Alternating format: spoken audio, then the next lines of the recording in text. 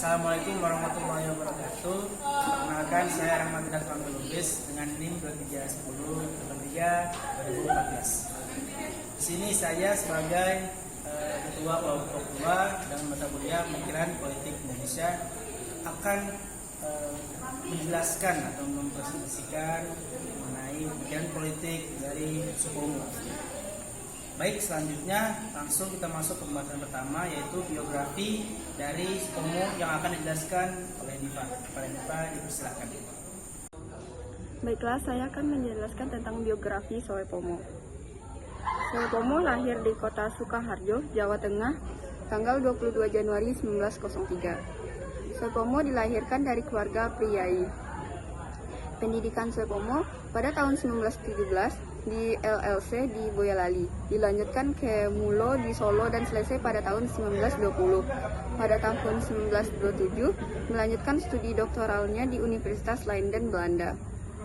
Pada usia 55 tahun, dia seorang pahlawan nasional Indonesia yang dikenal sebagai arsitek Undang-Undang Dasar 1945. Supomo merupakan salah satu anggota Panitia 9 dalam merumuskan Undang-Undang 1945. Supomo wafat di Jakarta pada tanggal 12 September 1958. Baik, terima kasih Pak Diva. Selanjutnya, sejarah pemikiran politik Indonesia menurut pandangan Supomo yang akan dijelaskan oleh Habibie. Kepada Habibie, silakan. Assalamualaikum warahmatullahi wabarakatuh. Perkenalkan, nama saya Habibie Islami dengan NIM 2310832020.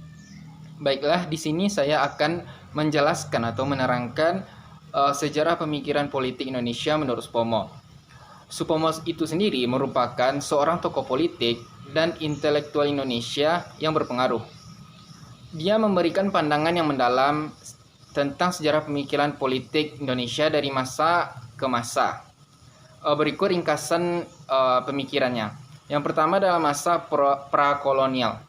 Supomo mengakui keberadaan sistem politik dan budaya yang maju di berbagai wilayah Nusantara sebelum kedatangan kolonial Belanda. Dia menyoroti pentingnya kerajaan-kerajaan lokal dan sistem pemerintahan tradisional dalam membentuk identitas politik bangsa Indonesia. Yang kedua, masa kolonial Belanda. Supomo melihat masa kolonial Belanda sebagai periode penindasan dan eksploitasi terhadap rakyat Indonesia. Dia menekankan perjuangan melawan penjajahan dan perkembangan gerakan nasionalis yang dipimpin oleh pemikiran-pemikiran politik seperti nasionalisme dan kebangsaan. Yang ketiga, masa kemerdekaan. Supomo berperan aktif dalam perjuangan kemerdekaan Indonesia. Dia terlibat dalam perumusan konstitusi dan pembentukan dasar negara Indonesia.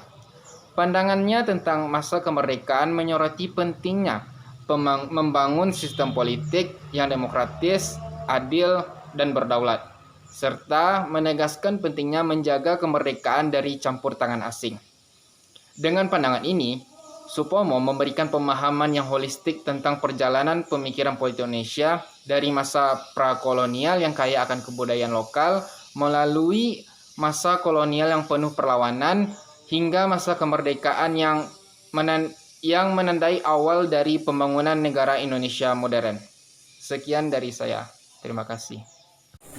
Oke, baik, terima kasih kepada Habibie. Selanjutnya, teori individualistik atau perseorangan menurut Supomo yang akan disampaikan oleh Aini. Pada Aini, persilakan. Teori negara perseorangan atau individualistik menurut Supomo menjelaskan bahwa negara berawal dari perjanjian antar individu. Individu-individu ini menyerahkan sebagian haknya kepada negara untuk mendapatkan perlindungan dan keamanan. Negara dalam teori ini hanya bertugas untuk melindungi hak-hak dasar individu dan tidak boleh mencampuri urusan lain di luar hak-hak tersebut. Ciri-cirinya yang pertama yaitu negara berawal dari perjanjian antar individu. Yang kedua, tujuan negara yaitu melindungi hak-hak dasar individu. Yang ketiga yaitu fokus negara, yaitu individu dan hak-haknya. Yang keempat, peran negara yaitu terbatas pada melindungi hak-hak dasar individu.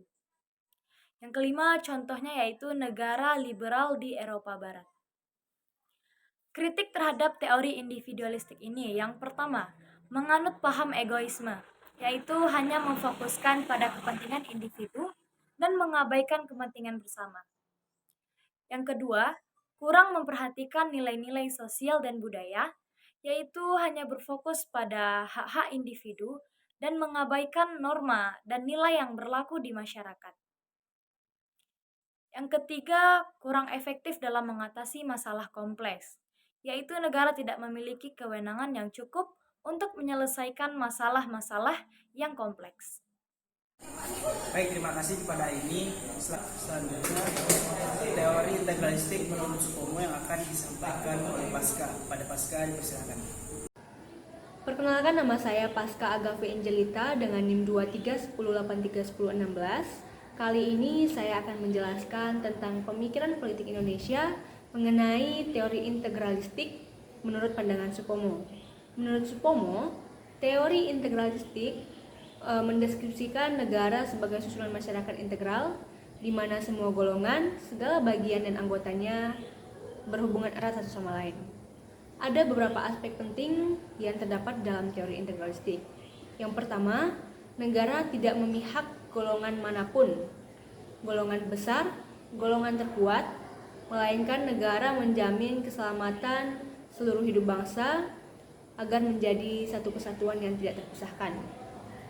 Yang kedua, negara tidak memproduksi imperialisme atau penindasan, melainkan negara memegang teguh prinsip persatuan pemimpin dan rakyat dan prinsip kesatuan negara.